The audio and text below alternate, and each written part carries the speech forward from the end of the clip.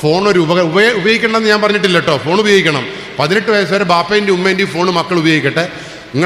എൻ്റെ വീട്ടിലെ പ്രശ്നം എന്താ വെച്ചാൽ ഭാര്യയ്ക്ക് ഫോൺ വരുമ്പോൾ അവൾ കട്ടിൻ്റെ അടിയിലങ്ങ് പോകും. 2 മണിക്കൂറെല്ലാം കഴിച്ചാൽ വരിക. അമ്മക്ക് ഫോൺ വരുമ്പോൾ അമ്മ കുപ്പേ പോകും. എനിക്ക് ഫോൺ വരുമ്പോൾ ഞാൻ റോഡുമിലേക്കും പോകും. ചൊട്ടയിലെ ശീലം ചൊടല വരെ. ഞാൻ റോഡുമിലേക്കും ഭാര്യ കട്ടിൻ്റെ അടിയിലേക്കും, അമ്മ കുപ്പയിലേക്ക് ഓടുമ്പോൾ മക്കളുടെ അടുത്തേക്ക് ഓടും, മക്കളുടെ ഡ്രസ്സുമിലേക്ക് ഓടും.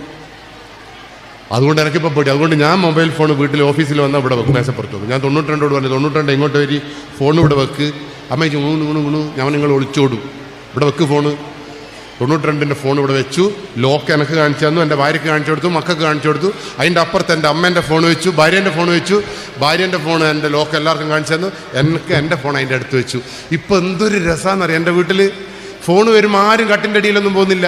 ഫോൺ വരുമ്പോൾ ആ ആ ആ ആ ആ കൈ എന്തൊരു രസമാണെന്നറിയോ.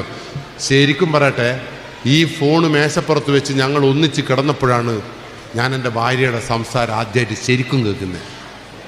നല്ല രസമുണ്ട് കേട്ടോ അവളെ കാണാനും സംസാരിക്കാനല്ലോ. പണ്ട് ഈ വാട്സപ്പും ഫോണും എല്ലാം ഉള്ളവർക്ക് ഓള് ചായ കൊണ്ട് തരുമ്പോൾ വാട്സപ്പ് നോക്കണോ ഫോണ് നോക്കണോ ഓളെ നോക്കണോ എന്നുള്ള ഒരു കൺഫ്യൂഷൻ. അതുകൊണ്ട് ഓളെ ശരിക്കും ഞാൻ കണ്ടിട്ടില്ല. ഓളെ കണ്ടത് എപ്പോഴാണ് കണ്ടത്? ഈ ഫോണ് മേശപ്പുറത്ത് വെച്ചപ്പോൾ. അവിടെ ഇപ്പോൾ ആർക്കും ഫോൺ വേണ്ട. മക്കൾ എന്നോട് എല്ലാ കഥകളും സംസാരിക്കുന്നുണ്ട്, ഭാര്യ എല്ലാ കഥകളും സംസാരിക്കുന്നുണ്ട്.